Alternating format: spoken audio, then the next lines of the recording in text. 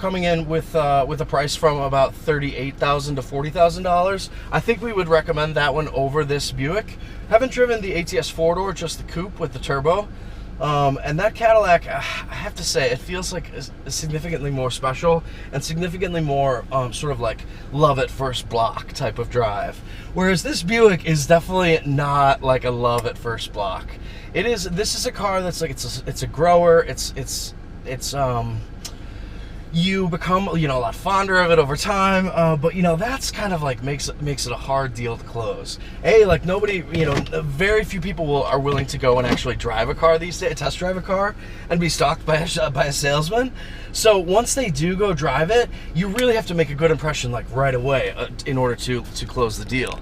And I think that the ATS makes a much better impression and a much better go of swaying buyers who, in this ultra competitive sort of like you know, genre-defying segment of a $40,000 to $45,000 performance mainstream, premium mainstream. I mean, lots of like subtleties and vagaries in the genre here for the Buick Regal GS.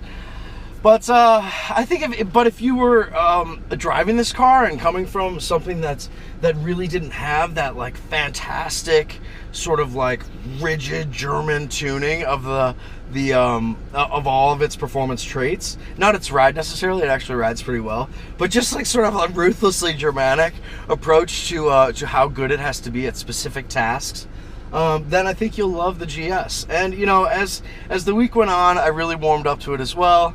But there is a final caveat. If you are a performance driver and love to go fast, premium fuel is not just recommended, it is an absolute must. It totally transforms the Regal GS from sort of like a fairly underwhelming proposition to a pretty chuckable pocket rocket that happens to have, you know, leather seats, pretty good features, and a refined and mature style that's, among car guys, you know, they're gonna know that this is like a cool and special machine on these gorgeous 20-inch alloys. But for most other people, they just, you know, will think it's some kind of Audi or BMW, or may even know it's a Buick, but won't be in on the secret that this is the really, that this is the GNX for the 2015s. So, well, this has been Tom Burkhart in the Buick Regal GS. Maybe a GSX Buick Regal would be up our alley as well. You know, like the Subaru WRX versus WRX STI.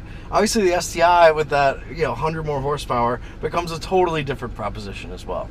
So, Regal GS, maybe 359 horsepower. Sounds good to me. All right, see you later.